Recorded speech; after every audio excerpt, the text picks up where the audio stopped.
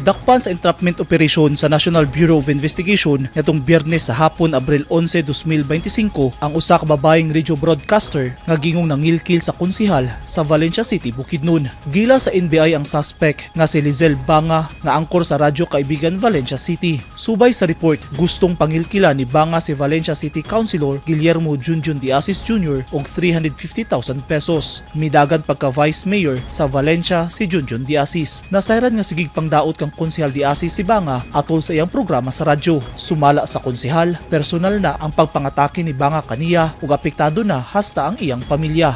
Kung kita lang tira, sa personal o tira, kung makikita naman ko natin mga labi na kita natin mga pamilya.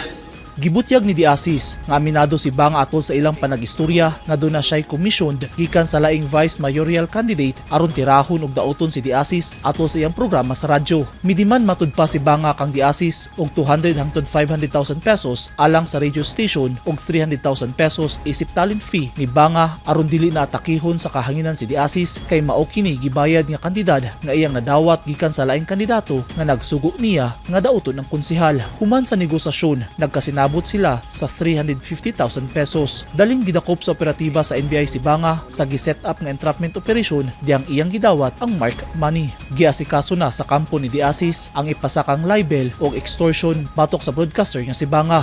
Nakakustudiya sa provincial office sa NBI ang suspect. Eugene Hinutan, Newsline Philippines. Stay safe.